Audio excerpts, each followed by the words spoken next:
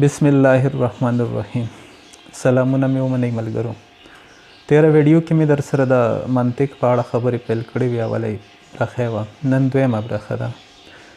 دویمې برخې ته تګ نه وړاندې یو دوه درې پوښتنې دي ملګرو ډېرې وکړې په فیسبوک کې په مخامخ دغسې. اوله دا وه چې منطق ډېر سخت او مشکل علم دی، لکه دا ممکنه ده چې آسان شي. نو هغې ته لنډ ځواب دا دی چې مشکل نه دی منطق. لکه دا منطق دی چې ته دوه جمع کې او څلور جواب ترېنه راځي او عام عادي شاګرد یې هم کولی شي. او دا هم منطق دی چې ته په خیر او شر باندې خبرې کوې، ته داسې حسن باندې خبرې کوې، داسې موضوعات راخلي چې هغه لکه نه دي څېړل شوي یا پې باندې خبره ډېره ګرانه ده، په ازادۍ خبره کوې، نو دغه مشکل موضوعات دي. نو دا موضوع مشکلوي، منطق نه دی مشکل. منطق آسان دی. منطق خپل خاص اصول لري. زه وایم چې په آسانو شیانو کې دغه اصول در زده کړم، نو دغه مشکلاتو ته به تاسو پې بیا خپله هم خوښه ده چې کوم موضوعات پکې څېړئ. دویمه پوښتنه دا وه چې د قضیې تفصیل هم ورنکو خلکو ته، او په استقرایي او استخراجي منطق کې مې فرق څرګنده کړو. نو قضیه خو دا چې نن کمې خبرې کوم هم په دغه اړه دي، په مزه به قضیې طرف ته ځو دغسې. او استخراجي منطق د کل نه جز ته راځي او استقرایي منطق د جز نه کل ته ځي. جزوي قضیې چې کومې دي هغې نه موږ عمومي قضیو ته ځو په استقرایي منطق کې. او استخراجي منطق کې عمومي قضیې موږ لرو، هغې نه جزوي قضیو ته راځو. لکه موږ وایو چې ټول کارغان تور دي، دا یو عمومي یا عالمي قضیه ده. دې نه اوس جیم یو کارغه دی، دا یې بله قضیه ده، نو دا جزوي قضیه ده. اوس د عمومي قضیې نه جزوي ته راغلو، نتیجه مو ویسته چې ټول کارغان تور دي، جیم کارغه دی، نو دا اوس ضروري ده چې نتیجه یې دغسې راشي چې جیم هم تور دی. دا کل نه موږ جز ته راغلو، دا استخراجي منطق دی. او استقرایي منطق چې د جز نه کل ته لاړ شو، لکه یو کارغه موږ ولید چې تور دی، دویم هم ولید، دریم هم ولید، څلورم هم ولید، داسې زر کارغان موږ ولید چې تور دي، 1 ملیون کارغان موږ ولیدل، 1 بلیون کارغان موږ ولیدل، داسې 1 ملیون بلیون کارغان موږ مشاهده کړل چې تور دي. هر یو کارغه تور و چې موږ مشاهده کوو تور و، نو موږ عمومي نتیجه راوویسته چې ټول کارغان تور دي. لکه جز نه موږ کل ته لاړو، دغه استقرایي منطق دی. د دې تفصیل ته به هم وروستو راځو. بیا اول زه وایم چې دغه اساسي شیانو نه موږ پیل وکړو. موږ د قضیو قسمونه A او E او I او O په تیر لیکچر کې په لنډه خبره ما کړې وه. د دې په اړه به هم اوږدې خبرې وروستو راځي. بیا هم ما ویلي وو چې یاره یوه قضیه او یوه جمله څه فرق لري تر منځه. نو هره جمله قضیه نه وي. هغه جملې چې هغې کې خواهشات وي، هغه جملې چې پوښتنې وي پکې، دغه قضیې نه دي. دغه هغه څیزونه چې ما مخکې لیکچر کې پې خبرې کړې وي، هغه مې صرف تکرارول چې ستاسو ذهن کې تازه وي. نن به قضیې ته راشو. قضیه دوه برخې لري. یوې ته انګلیش کې سبجیکټ وایو، په خپله ژبه کې ورته موضوع وایو، او بلې ته په انګلیش کې پریډیکیټ وایي، هغې ته موږ محمول وایو. موضوع او محمول، سبجیکټ اینډ پریډیکیټ. دغه دوه برخې په جملو کې بیا چې هغه قضیې نه دي، په جملو کې موږ مسند علیه او مسند وایو ورته. مسند علیه چې د هغې باره کې کومه خبره وشي، او هره خبره چې د مسند علیه په باره کې کېږي هغې ته موږ مسند وایو. دا بیا په اسمیه جملو کې مبتدا او خبر نومیږي. مبتدا چې د څه په اړه څه خبره کوو مونږ، او خبر لکه د مبتدا په اړه چې مونږ کوم څه وایو.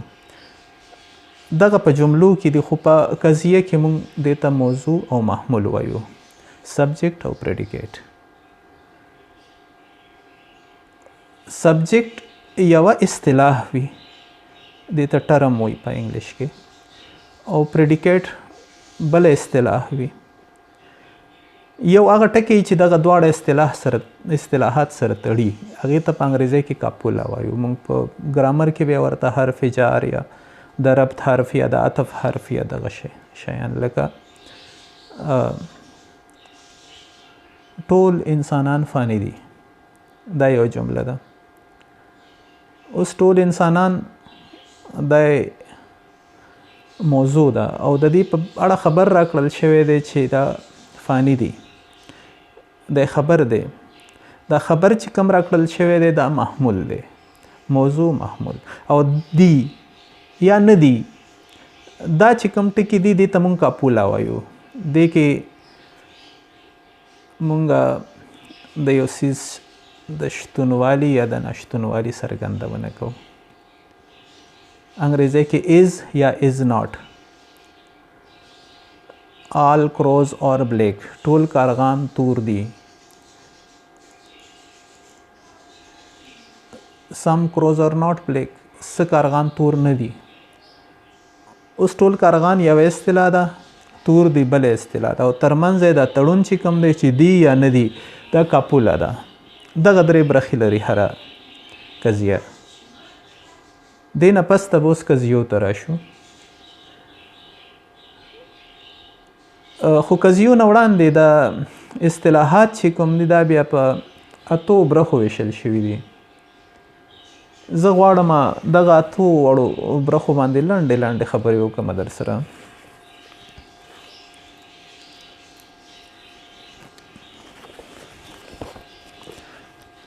هره اصطلاح چې کومه ده هغه به دې اتو کې یوه خامخا یا به مفرده یا به مرکبه اصطلاح.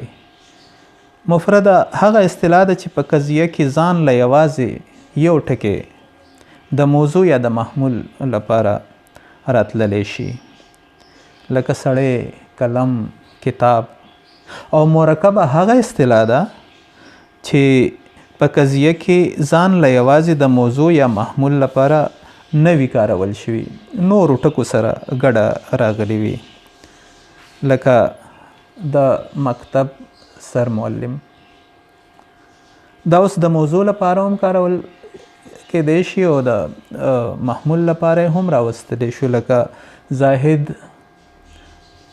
د مکتب سرمعلم دی، دلته د محمول په ځای وکارول شو. او د مکتب سرمعلم ښه سړی دی، دلته د موضوع په توګه وکارول شو. نو اصطلاحات به یا مرکب وي یا به مفرد وي. د وړومبی ویش دی. دویمې دا دې ته انګلیش کې سمپل وایي. اصطلاحات به یا سمپل وي یا به کمپوزیټ وي. د وړومبی برخه و. دویمه دا چې یا به یونیووکل وي او یا به ایکویووکل وي. یونیووکل یو معنی چې هر اصطلاح به یوه معنا لري، لکه کتاب، پېښور، بس هم یوه معنا لري. دا یا به دا ایکویووکل وي، لکه ډېر معنایي ټکي به وي. مبهم هم ویلی شو ورته هغه اصطلاحات چې ډېرې معنی ولري، لکه سبا. نو سهار وخت چې کوم دی دې ته مونږ سبایي وایي، وخت سبایي دی، مزدورۍ ته ځم. یا سبا به دغه خبره وکړو، بیا سبا ورځې ته هم سبا وایي. سبا د یو ښار نامه هم ده، د چا نامه هم کېدلی شي. لکه دا ډېرې معنی لري دغه اصطلاح، دا مبهمه ده. درېیمه برخه بیا سینګولر او جنرل دي. سینګولر مفرد اصطلاحات دي، لکه جزئی دي. مثلا دې ته موږ په جمله کې لکه اسم معرفه ویلی شو، هغه اصطلاحات چې هغه مخصوص د یو خاص ځای د یو خاص کس نوم وي، لکه پېښور یا د رحمان بابا هدیره. او عمومي هغه اصطلاحات وي چې منفرد یا جزئی یا سینګولر نه وي، جنرل نومیږي، هغې ته جنرل وایو. لکه خار یا هدیره، دې کې ټولې هدیرې راځي. د رحمان بابا هم پکې راغله، نور هم راغلي. خار کې ټول خارونه راځي، پېښور هم پکې راغلو، کابل هم پکې راغلو. لکه دا عمومي اصطلاحات دي. د درېیمه برخه د څلورمه ده کلیکټیو او ډسټریبیوټیو. لکه اشتراکي یا اجتماعي اصطلاحات دغه کلیکټیو دي، او ډسټریبیوټیو ته موږ تیت ویلی شو یا منبسط ویلی شو ورته. اشتراکي هغه اصطلاحات دي چې د مفرداتو د یو ټولګي لپاره وکارول شي، لکه فوز، لکه لایبرري، کتابتون. او ډسټریبیوټیو هغه چې د دې یو غړی پکې څرګند شي، لکه جرنال، لکه کتاب. دا د کتابتون یو غړی دی بس، لکه د دې یو برخه ده. دغه ډسټریبیوټیو اصطلاحات دي. پنځمې بیا مثبت اصطلاحات دي او منفي اصطلاحات دي. منفي ته سلبي هم وایو. مثبت اصطلاحات هغه دي چې د یو څیز د شتون څرګندونه وکړي، د شتوالي څرګندونه یې وکړي، لکه ایماندار، ایمان لرونکی، عقلمند. دغه اصطلاحات چې کوم دي دغه مثبت دي. او منفي چې د یو څیز د نشت یا د ناشتونوالي څرګندونه وکړي هغه منفي دي. لکه بې عقله، لکه بې وسه، بې شعوره. دغه اصطلاحات دې کې یو درېیمه برخه هم ده. لکه هر نور اصطلاحات ټول دوه برخې لري، دا یې درې برخې لري. یو مثبت دی، یو منفي دی، بل یې پرایویټ نومیږي په انګلیش کې، شخصي وایي ورته یا خصوصي. هغه اصطلاح چې د یو موجود څیز د غیر موجودګۍ لپاره وکارول شي، لکه یو څیز ټول لري او یو کس یې پکې نه لري، لکه ړوند، کوڼ. دا خصوصي اصطلاحات دي. دا د دې پنځم ویش درېیمه برخه ده. شپږمه اصطلاح بیا لکه ګرامر کې چې مونږ اسم صفت او موصوف لرو هغه شانته ده.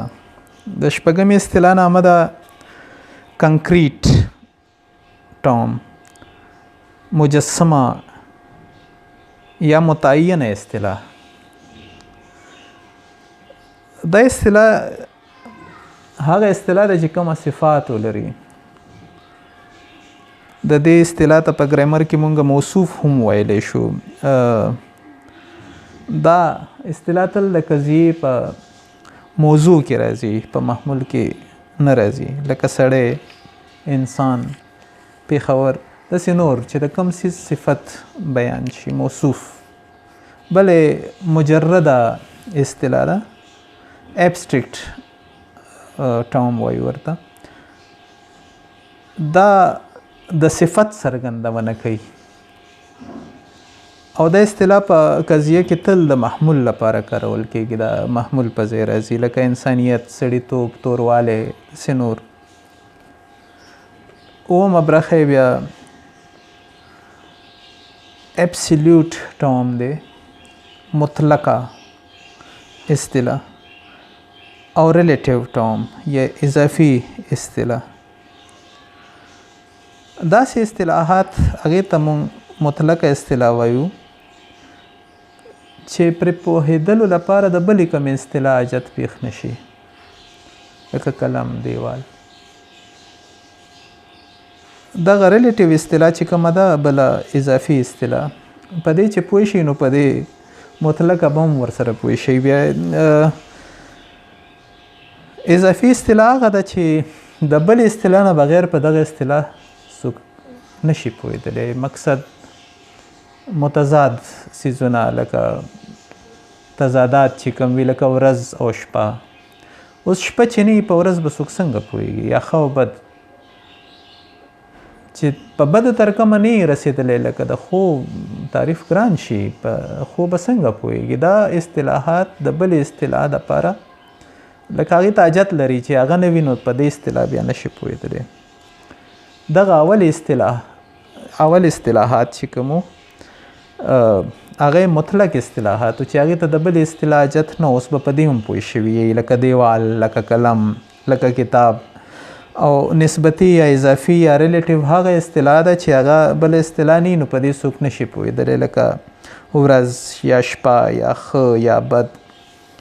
او آخر یوه ضمني اصطلاح ده او بلې غیر ضمني اصطلاح ده. ضمني ته کانوټیټیو اصطلاح وایو. دا د مفرد او د مرکب د دواړو لپاره مونږ کارولی شو.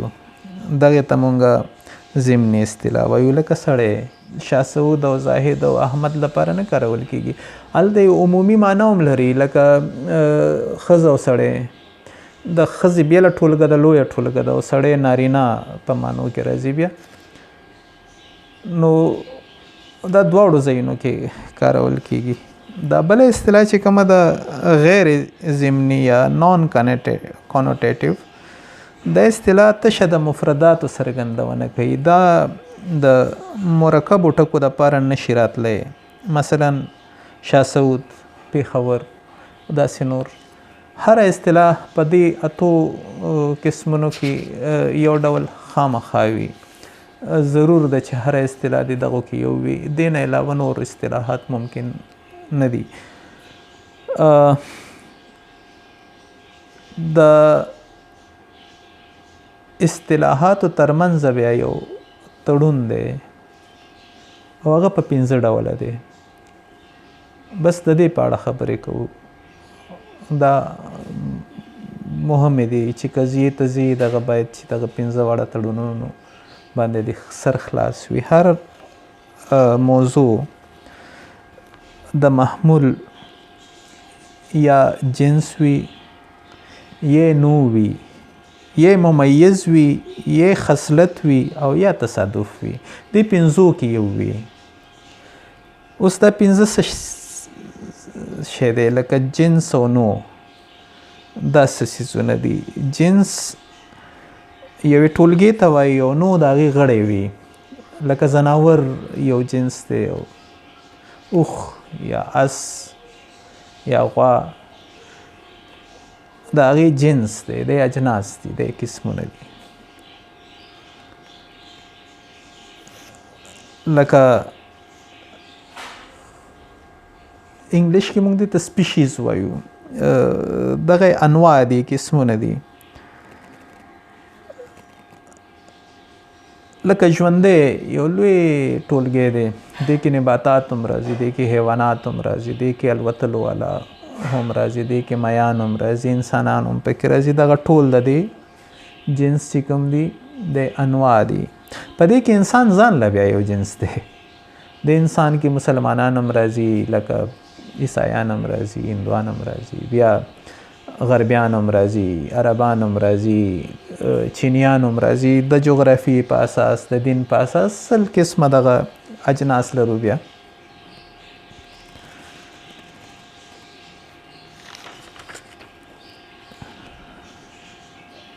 دغه شان ممیز چې کوم دی، دا هغه صفات دي چې یو نوع له بله نوعه بیلوي. یا هر یو نوع چې وي هغه له خپله جنسه بیلوي. دې ته ممیز وایو. انګلیش کې ورته ډفرنشیا وایي.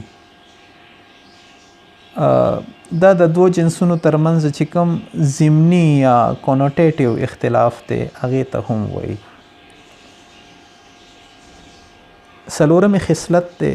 خصلت طرف ته راځو بیا، خو دلته مونږ یو اصطلاح استعمال که ضمني.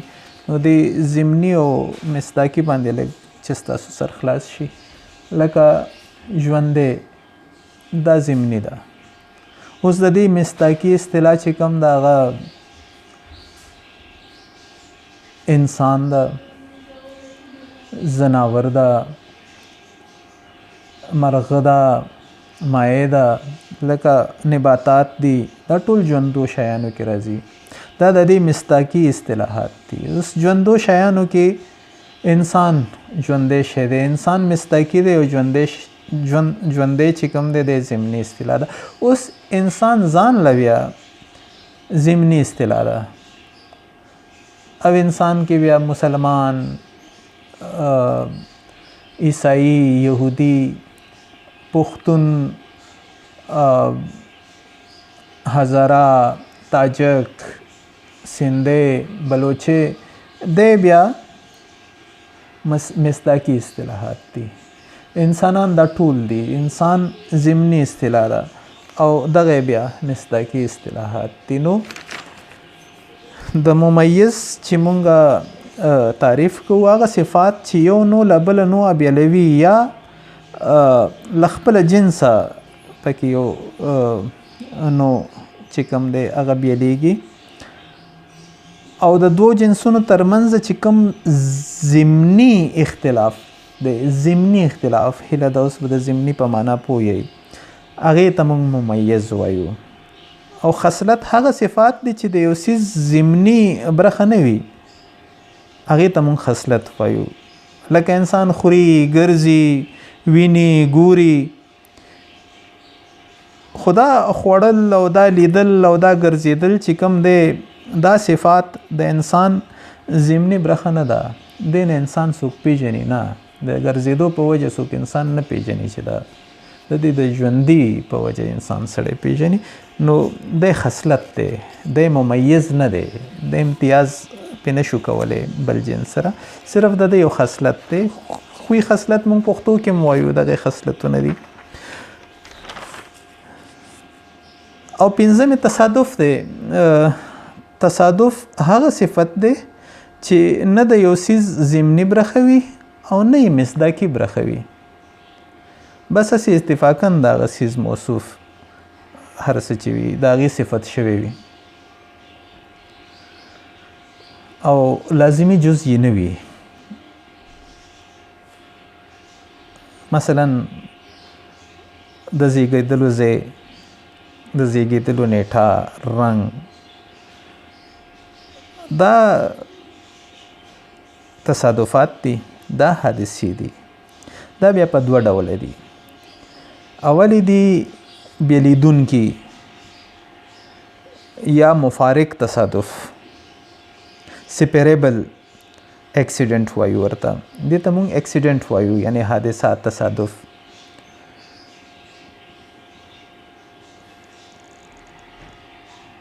مثلا دا یو د یو ټولګي په ټولو غړو کې دغه څیز نه وي، تش یو غړي کې وي یا دوو درو غړو کې دغه څیز وي. دا صفت له هغو غړو دی بیلوي، یعنی دا بیلیدونکی صفت دی. لکه رنځور سړی، رنځ چې هر یو انسان کې نه وي، صرف څوک چې رنځور شي هغه کې رنځ وي. دا صفت له سړي بیل دی، دا سپیریبل تصادف دی. بل نه بیلیدونکی او لازم تصادف دی. دا صفت د یوې ټولګي ټول غړي لري او بیلول یې تر ممکن نه وي. دا صفت یوه نه بیلیدونکې حادثه وي. لکه د کارغه توروالی، اوس په هر یو کارغه کې دغه توروالی موجود دی، خو انسان کې دغه توروالی ځینو کې شته او ځینو کې نشته. بیا نو دلته دا سپیریبل دی، لکه بیلیدونکی دی، مفارق دی، او هلته نه بیلیدونکی دی، بیا انسپیریبل دی په کارغه کې. دغه 5 تړونونه باید چې هره اصطلاح بل اصطلاح سره په یو قضیه کې ولري. لکه دې کې به یو حتمن لري ورسره. دغه 5 تړونونه دي د اصطلاحاتو ترمنځ، 5 ممکن تړونونه. دغه اصطلاحات چې سره یوځای شي، موضوع او محمول وتړل شي، دې نه قضیه سازه شي. قضیو نه وړاندې بیا موږ دلیل سازوو. تر دلیل چې ځو د اصطلاحاتو د تقسیم په اړه هم باید خبرې وکړو او تعریف یې هم ډېر ضروري دی. لکه موږ د درسونو ابتدا د تعریفونو نه وکړو که نه، په کیمسټرۍ کې ټول تعریفونه یاد کړو، فزیکس کې تعریفونه یاد کړو، دا ټول ډیفینیشنز موږ یادوو. داسې حافظه هم ترې ډکه ده ژوند کې چې څونه اصطلاحات دي دا ټول ډیفینیشنز دي، تعریفونه دي. خو د تعریف په اصولو موږ نه پوهېږو، د تعریف په اساسونو موږ نه پوهېږو چې یو تعریف به باید څنګه کوو. آخر کې بس دوه خبرې کوم. یوه خبره د تعریف په اړه انشاءالله راتلونکي لیکچر کې به کوشش کوم چې په تعریف او په تقسیم خبره وکړم چې تعریف څه دی، د تعریف څه دی او تقسیم څنګه کېږي، څیزونه موږ ویشو څنګه. یو ملګری مې و پی ایچ ډي کوله، نو ما ورته ویل تا خو ټول عمر دغه تعریفونه یاد کړي، اوس پی ایچ ډي کوې یو نوی کوم څه به ته متعارف کوې دنیا ته به یې ورکوې. ویل ها، نو مال باید هغه یو تعریف ولري که نه؟ ویل باید چې ولري. مال د تعریف څه تعریف دی په دې پوهې؟ ویل نه دا خو ماته چا نه دي را زده کړي. نو په دغه سطح هم زمونږ له بده مرغه خلک چې کوم دي هغه د دې اساسي شیانو نه بې خبره دي او دا بې حده ضروري دي چې موږ ماشومانو ته ووایو چې یو تعریف به څنګه وضع کېدی، یو څیز ډیفینیشن به څنګه کوې، نو هغه ته به هغه یادول بې اسان وي. موږ خو پې رټې لګوو زمونږ په اصطلاح، ټول ریټنشن دی، ټول د هلکان بس په حافظه کې یو څیز حفظ کوي او پوهېږي پې نه، د هغې په اصولو نه وي خبر. نو دغه اصول ډېر مهم دي. انشاءالله راتلونکي لیکچر کې به په هغې خبرې کوم. او آخره خبره دا کوم چې زه دا منطق چې کوم دی دا د خبرو علم دی او زموږ ژوند د خبرو نه ډک دی. زموږ د ژوند چې څونه مسلې دي دا ټولې اول موږ خبرو کې حل کوو، بیا ژوند کې حل کوو. ګوره که جنگ روان وي اول مذاکرات وشي، سره خبرې وشي، په خبرو کې هغه جنگ حل شي، فیصله شي، سوله وشي، بیا په میدان کې سوله راشي. که موږ کومه سودا کوو، هغه اقتصادي کومه مسله را پیښه شي، هغه اقتصادي مسله اول موږ په خبرو کې حل کوو، هغې نه پس ته بیا په ژوند کې حل کوو. که کومې فیصلې کېږي اول په خبرو کې وکړو، بیا ژوند کې کوو. هر څه چې څونه ستونزې دي زموږ د ژوند، څونه مشکلات دي، څونه مسلې دي، دغه مسلې اول موږ خبرو کې حل کوو، بیا یې په ژوند کې حل کوو. نو خبرې ډېرې مهمې دي، دا خبرې انتهایی ضروري دي. دغه اصطلاحاتو نه چې موږ پې نن خبره وکړه، دغې نه ستاسو د علم دا ټولې څانګې د دغو اصطلاحاتو نه سازي دي. که د دې اصطلاحاتو په ویش تاسو پوه یې، خبر یې پې، نو هلته بیا ډېره اسانه ده، دا ټول علمونه زده کول درته اسانه ده. ځکه منطق انتهایی مهم علم دی. تر بله لیکچره مو په الله سپارمه، د خپل ځان ډېر خیال ساتئ.